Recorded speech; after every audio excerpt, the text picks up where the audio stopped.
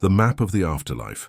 According to Edgar Cayce, where does the soul go after death? He didn't wear robes. He had no theological education. But when he fell asleep, something strange began. In a state of trance, between sleep and reality, Edgar Cayce spoke. His voice changed. He didn't sound like someone who was sleeping, because the answers came as if from somewhere else, from afar, from a place where time doesn't exist. Doctors listened to him. They doubted, but the accuracy was undeniable. He predicted illnesses, suggested treatments that were later confirmed by science, but most of all, he spoke about the soul, about what awaits us after death, not in the form of legends, but as a real journey, with stages, with dimensions, and most importantly, with a choice. Edgar Cayce described life after death not as a place, but as a path, not as up or down, but as inner unfolding. The soul, according to him, doesn't just leave the body. It transitions and into a subtler dimension, and the first thing it feels is relief, like a burden lifted, because the physical body is only a shell, a temporary tool, and now it is free. But freedom does not mean the end.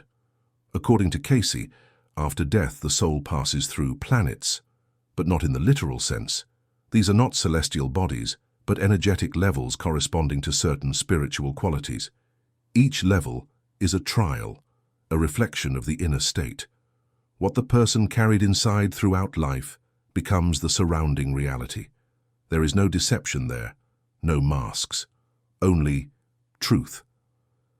After death, Cayce said, the soul passes through Mercury, Venus, Mars, but not in space, within itself. Because these spheres are not external, they are us. They are those parts of the soul that awaken only after death. At first, the soul experiences the astral plane, the lowest of the spiritual realms. It is a place of desires, a place of shadows. Those who are attached to the earthly remain there, to fears, to the material. It's not hell in the traditional sense, but it is a place where the soul is stuck until it lets go, until it forgives, until it understands. Then, an ascent, if the soul is ready. If there is enough light within it, then it passes through spheres corresponding to planets, Venus, Jupiter, Saturn.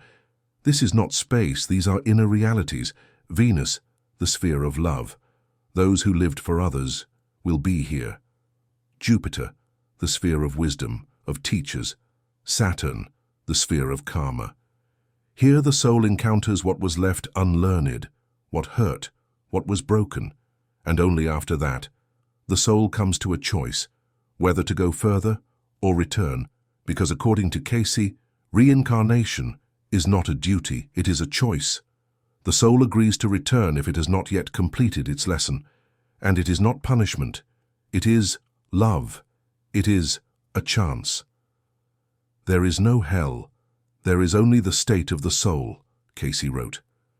And when a person lives with hatred, even after death, they remain among hatred, because they are the very world in which they dwell. These words were shocking at the time. The church remained silent. Academics laughed. But later, something changed. Those who lost loved ones began to seek answers, and found them in his transcripts, in the words of a man who spoke from the depths. Because in everything Cayce said, one thing could be felt: you are not alone, and death is not a rupture. It is a return. What does the soul see when it leaves the body? When a person dies, they don't disappear, they return, but not backward, inward. And this, according to Edgar Cayce, is the true journey. Not through space, but through consciousness. Cayce described this process not as mysticism, but as something incredibly logical.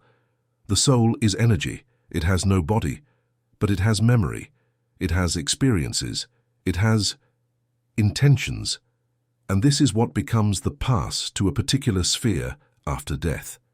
Some of his most fascinating descriptions are the stories about the so-called planetary levels of experience. For modern people, this might sound abstract. But if we look deeper, it's not astrology and not science fiction. It's symbolism. Mercury, the level of thinking, intellect. Souls who sought knowledge but didn't always seek truth, come here. Venus, the level of love, devotion. Souls who could love selflessly, who forgave. Mars, the level of struggle. Here dwell souls who haven't released their conflicts, who left inner battles unresolved. Jupiter, the level of wisdom, the realm of teachers. Here are those who taught others or grew through truth themselves. Saturn, the level of trials. Here the soul confronts lessons not yet learned. This isn't punishment, it's a mirror. Uranus and Neptune, the realms of the higher self, where the soul begins to understand not just itself, but the divine plan. And finally Pluto, the point of transition. Here it is decided, return or move forward. This isn't planetary geography in the astronomical sense. This is the map of the soul, and each planet is not a sky outside but a depth within. But the most well-known concept Cayce spoke of is the Akashic Records. This is the library of the soul, not somewhere in the sky, but in the depths of spirit.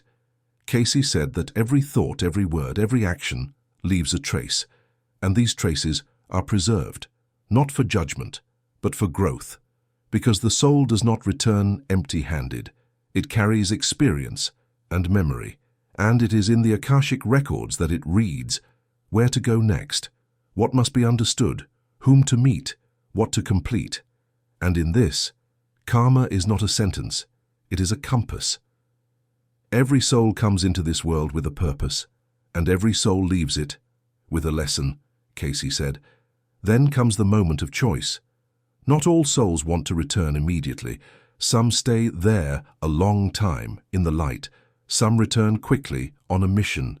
And some get stuck in shadow, in doubt, in pain. Cayce said that between death and the next incarnation, anywhere from several weeks to hundreds of years may pass, in earthly terms, because there is no time. There is only readiness, and when the soul is ready, it returns into a body, into a life, but no longer by accident. It chooses a family, circumstances, even a country, because in all of it, there is a lesson. And what we call fate is actually our choice made before birth. There are no accidental lives, Cayce said. There are only those who do not remember why they came. His words sounded like they were from another world, but for those who had experienced loss, they offered hope. Not because they promised joy after death, but because they pointed to this. Death is not the end. It is a passage, and the beginning of something greater. Death is not immediately understood. This is one of the most striking elements in Edgar Cayce's accounts. According to him, a large number of souls do not immediately realize they have died. They see themselves, they hear thoughts, they feel presence, but they have no body. And this state is strange, not frightening, but unfamiliar. Some try to speak to loved ones, to show themselves, to touch, but no one hears them. And it is in this moment that realization comes. I am on the other side. Cayce described this as a sleep after death, a period in which the soul is in a kind of slumber, without dreams, without a body, but with full memory of earthly life. This is not hell, and not heaven. It is a transition room, where the soul watches its body, its loved ones, the world, and begins to understand. Everything has changed. This state does not last long, such as for mature souls, but for those who lived without faith, in anger or fear, it can last for years, because the soul cannot move forward until it accepts the fact of death, and until it forgives, both itself and others. Only after this is the soul guided onward. Cayce spoke of guides, not angels in the traditional religious sense. These are other souls, often ones we knew, a family member, someone who had walked this path before, and they become the first ones the soul sees on the other side. You don't walk into darkness, you are met, you are led. These are incredibly moving moments when, according to Cayce, the soul literally feels the touch of someone already there. Not physical, but spiritual, yet perceptible. Like warmth, like light, like peace. And then begins reflection. He said that after death, the soul reviews its life, not as a video, but as the experience of emotions it evoked in others. This is not punishment and not reward. It is awareness. For example, if a person hurts someone, after death they experience that same pain, but from the side of the one they hurt. They feel the tears of the other, their pain, their silence, but not for punishment, but to understand the essence of love. The same goes for good. Every kind word, every support, every prayer becomes light, and this light is not points. It is the reality in which the soul now lives. The greatest judgment is the truth you see for yourself, Cayce said. Heaven and hell, according to him, are not places. They are states of consciousness. And everyone comes there not by assignment, but drawn by their own vibration, the state of their soul. People who lived in fear and hatred remain in dark layers, where cold, silence, and loneliness reign. This is not punishment. This is reflection. Those who lived with faith, kindness, humility, rise into realms where love is not a feeling, but the environment of existence. It sounds simple, but within it is depth, because in essence Cayce is not describing an external world after death, but states of the soul which continue even after. Death is just a passage, like a door you open, but what lies beyond it is what you shaped your entire life, he wrote, and in these words, there is no moralizing, there is only silence and depth and a call to live in a way that the soul would want to remember. Life after death is not the finish, it's preparation. Edgar Cayce said, "We do not die, we transition, like a student moving to the next grade, and the more he understood in the previous one, the deeper the next lesson will be." After the stage of reflection, when the soul sees its past life not from the perspective of ego, but from the perspective of love, it does not simply rest, it prepares for the next journey, for the new incarnation. Yes, Cayce spoke about reincarnation, but not as punishment, as opportunity. Each life is a chance, each death is a pause, between them eternity, which does not judge, but teaches. He described what he called the Hall of Decisions, a place not physical but energetic, where the soul, together with its spiritual guides, reviews what remains unfinished, what traits still need healing, what love still needs to be learned to receive or to give. It is there that the next path is chosen. The soul is not punished. It chooses. And this choice can sometimes seem harsh. Why was I born into poverty? Why did I lose a child? Why was I sick my whole life? These questions arise in all of us, but from the other side, according to Cayce, they already sound different. Why did I choose to go through this pain? Because only in this way could I awaken compassion, learn gratitude, see the depth of life. This is difficult to accept from the standpoint of human logic, but in the understanding of the soul, there are no tragedies, there is experience, and even the deepest pain is not punishment, but a door through which the soul discovers itself. However, there are other scenarios. There are souls that do not want to return, because they feel they caused too much harm, that they betrayed, that they lost their way. And there are souls that cannot return because they are stuck in attachment. They remain near their loved ones, not as ghosts, but as unfinished echoes. And this, according to Cayce, explains many paranormal phenomena. Why do we sometimes feel someone's presence? Why do the deceased appear in dreams? Why does the atmosphere linger in a room where someone passed away? Because the soul didn't have time to say the most important thing and hasn't moved on.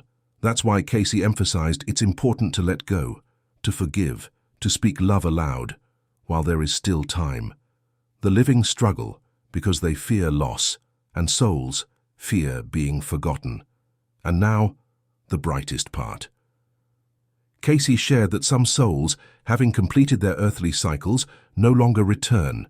They do not dissolve, they do not disappear. They ascend into what he called the realms of light, levels where consciousness becomes pure energy, and where it no longer learns but helps others. These souls are teachers, protectors, guides. They are the ones we sometimes feel as forces, angels, or simply quiet support when it seems the whole world is silent and something deep whispers, "You are not alone." This is the map of the afterlife that Cayce left us, not a geographical one, but an inner one, composed of experience, of insight, of the silence between words. You are not a soul that has a body. You are a soul that temporarily has a form, and that home is not here, but not there either. It is everywhere there is love. What's next? Is there an end? Edgar Cayce wasn't a philosopher. He wasn't a scholar. He was a simple man who, in prayer and dreams, received answers, but his vision was incredibly deep. He said, "Every soul will walk the path, and on that path it will get lost many times. But the goal is not perfection. The goal is remembrance, to remember who we truly are. To remember, because the soul doesn't learn from zero. It remembers. But temporarily, it has forgotten. Life circumstances, the body, fears, traumas, all of this, like layers, hides the essence. But deep within, the memory of the light still resounds. That's why we sometimes feel déjà vu. That's why a child may say strange things, as if they knew something before birth. That's why certain places bring tears, even though we've never been there. This is the echo of a soul that remembers more than the body does. That is why Cayce believed reincarnation is not punishment, but grace. Because souls are not destroyed, they are given another chance, another stage, another opportunity to choose love. And every time we awaken and in prayer, in loss, in the deep experience of beauty, we seem to briefly touch the truth that has always been within us. The soul is God's music, and it plays even when we do not listen. But is there an end? Is there a moment when the soul has reached everything? Cayce said, yes, but it is not a finality. It is a reunion. He spoke of how the soul eventually returns to the source, not like a drop that disappears in the ocean, but like a ray that becomes the sun again, losing its form but keeping its essence. And that essence is love. Love that we seek our whole lives, that we confuse with passion, with validation, with safety. But it is deeper. It is not a feeling. It is a state of being. When the soul becomes love, it no longer needs incarnations. It becomes part of the force that creates worlds. That is why the greatest thing we can do here is learn to love, to forgive, to pause, to give thanks, to care. Because every act of love is not just a moral choice. It is the act of a soul preparing for the transition. So, what is the map of the afterlife according to Edgar Cayce? It is not places but stages of consciousness. It is not heaven and hell, but levels of understanding. It is not fear of judgment, but a gaze through love. It is not escape from pain, but acceptance of its meaning. It is not the promise of paradise, but the calling of home that never disappeared. And when we read these words, perhaps we do not feel something new, but a reminder of something we once knew, of who we are, and of where we're going. I am not afraid of death, Cayce said, because I have already heard that voice calling from the other side, and it wasn't a cry, it was a whisper of love, waiting.